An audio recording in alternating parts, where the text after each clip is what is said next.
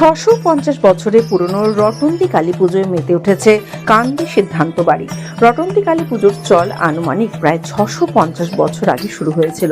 কথিত আছে সদাশিব ঘোষাল নামের এক পরিব্রাজক সন্ন্যাসী মেদিনীপুর থেকে মুর্শিদাবাদের কান্দিতে মাঘ মাসের চতুর্দশীর তিথিতে রটন্তী কালী পুজোর প্রচলন করেছিলেন।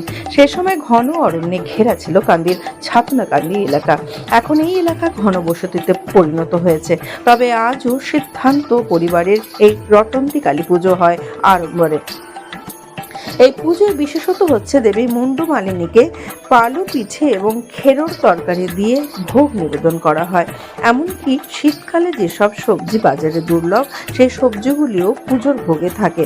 রটন্তী কালী পুজোয় বলিদানের রীতি রয়েছে এবং এখানে দেবীকে তন্ত্র মতে পুজো করা হয়। এক রাত্রি পুজোর পরের দিন সকালে স্থানীয় একটি পুকুরে প্রতিমা নিরঞ্জন করা হয়। তারপর আবারও 1 বছরের অপেক্ষায় থাকেন সিদ্ধান্ত পরিবারের সদস্যরা। শুধু সিদ্ধান্ত পরিবারই নয়, এই রটন্তী কালী পুজোয় ছাতিনাকান্দির বাসিন্দাদের আবেগও ওতপ্রোতভাবে জড়িত রয়েছে। শনিবার রটন্তী চতুর্দশী তিথিতে প্রাচীন রীতি মেনে পুজো শুরু হলো এই বাড়িতে এবং পুজোকে কেন্দ্র করে সিদ্ধান্ত পরিবারের উৎসবের আমেজ।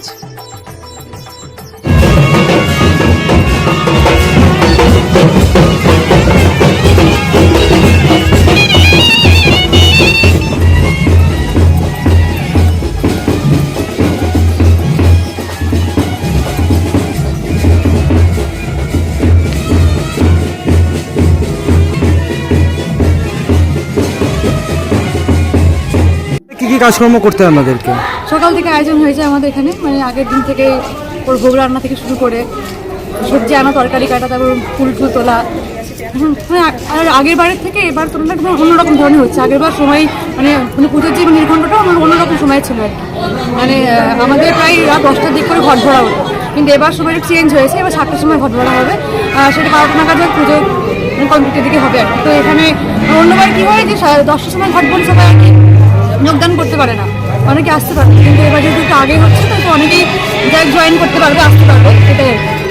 কি রীতিনীতি হিসেবে পুজো হয় বা কতটা মাংস করে কাটা? মাছ, মাংস, ডিম দিয়ে মায়ের পুজো শুরু হয়। তর্পণ, কারণ, ঠিক আছে, 5 রকম ফল, তারপরে আপনার 108 রকমের পিঠি পালো, যত যা হয়, ঠিক আছে। মায়ের তবে কী করেন?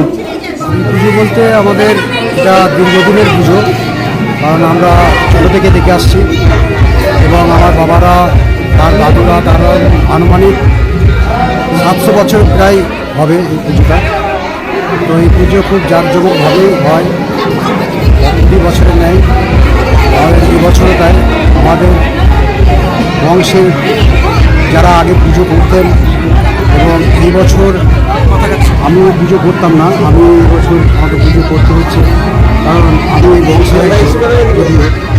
তো আমি হয়তো এই প্রথমবারই আমি পুজো করবো মায়ের, জানি না কতটা মা আমাকে কীভাবে। আচ্ছা, কী কাজকর্ম করতে হয় বাড়ির ছেলেকে? দেখুন, এই পুজো আমরা ছোটো থেকে দেখে আসছি। বাড়ির পুজো মা রটন্তী কালী পুজোর জন্য আমরা সারা বছর অপেক্ষায় থাকি। আর এই পুজো আমাদের যত সিদ্ধান্ত পরিবারের মানুষ রয়েছেন তারা প্রত্যেকে আসেন, প্রত্যেকের বাড়িতে আত্মীয় স্বজন আসে। আর আমরা লোকমুখে যেটা শুনেছি যে এই পুজো নাকি 650 বছর আগে এখানে এক পরিব্রাজক সন্ন্যাসী ছিলেন, সদাশিব সিদ্ধান্ত। আর সেই সদাশিব সিদ্ধান্ত সিদ্ধিলাভ করার পরই এই পুজো প্রতিষ্ঠা হয় এখানে। এর আগে তালার পাড় বলে একটি জায়গা ছিল, সেখানে চক্রবর্তীদের এই পুজোটা ছিল। পরবর্তীকালে হস্তান্তর হয়ে সিদ্ধান্ত পরিবারের হাতে আসে। 650 বছর ধরে আমরা এখানে পুজো করে আসছি।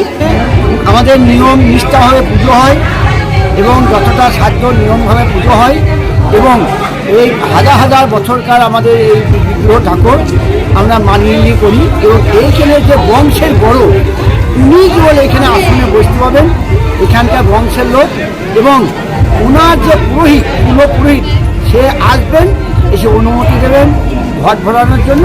এইভাবে আমাদের সিস্টেমে পুজোটা আরম্ভ হয়।